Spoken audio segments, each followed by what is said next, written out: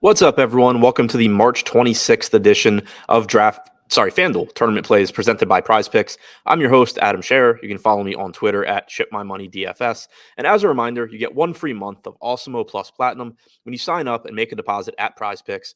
Be sure to use the code Awesemo to receive a 100% first deposit bonus up to $100.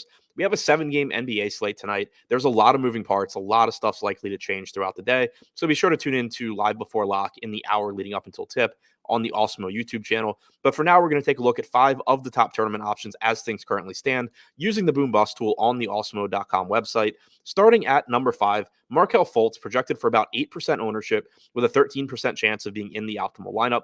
Fultz has a favorable matchup against the Sacramento Kings. He's $4,200 with point guard and shooting guard eligibility. The main concern with Fultz is that there's no reason to think he's not going to be limited to the 18 to 20 minutes that he's been playing essentially since he returned from injury.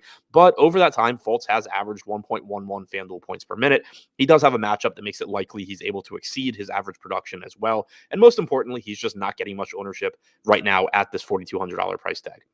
Number 4, OG Anunoby returned last game for the Toronto Raptors, played about 26 minutes in his return. I don't necessarily think that he gets back to 36 or 37 minutes today, but we're not talking about a lower body injury. It was a thumb injury or a finger injury. I can't remember which, but it's not the type of injury that I expect to keep Anunoby on any sort of strict minutes restriction. I think there's a good chance that he exceeds 30 minutes tonight. For the season, Anunoby has averaged 0.89 FanDuel points per minute. He has a favorable matchup tonight against the Indiana Pacers. He's $5,600 with small forward and power forward eligibility, projected to go a bit underowned in tournaments tonight.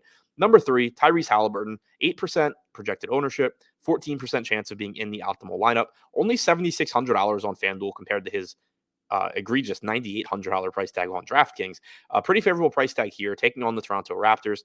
Malcolm Brogdon is not on the injury report currently for Indiana, so until I hear otherwise, I'm assuming that he is going to return and play tonight. But in the 8 games that Halliburton has played with Brogdon active, he's still averaged 1.04 FanDuel points per minute, and perhaps more importantly, 36.9 minutes per game in those 8 games. You should still expect a lot of minutes from Halliburton here. You should expect around a fantasy point per minute production. He's projected for 8% ownership with a 14% chance of being in the optimal lineup.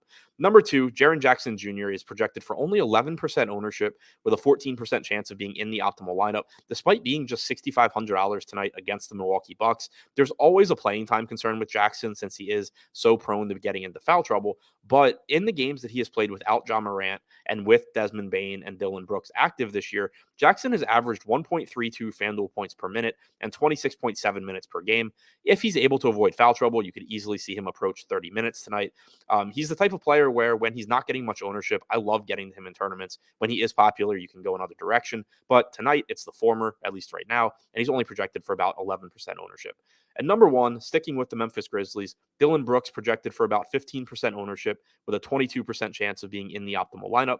Brooks is $6,100 on FanDuel, shooting guard and small forward eligible. He played about 33 minutes in his last game, then he rested the next game, but he's expected back tonight. And the 33 minutes last game was a big deal because in the first 4 games after he returned from injury, Brooks never topped 28 minutes. But looking at game flows and rotations in those games, it appeared likely that he wasn't actually on any sort of a strict minutes restriction. He was just being limited by foul trouble and blowouts. Then we finally got a game where neither of those things happened. He played 33 minutes. Makes me feel pretty comfortable that you're getting north of 30 minutes from him tonight, as long as he's not in foul trouble and the game doesn't blow out.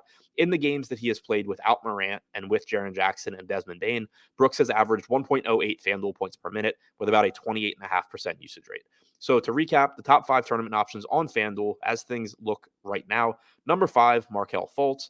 Number 4, OG Anunoby. Number 3, Tyrese Halliburton. Number 2, Jaren Jackson Jr. And number 1, Dillon Brooks.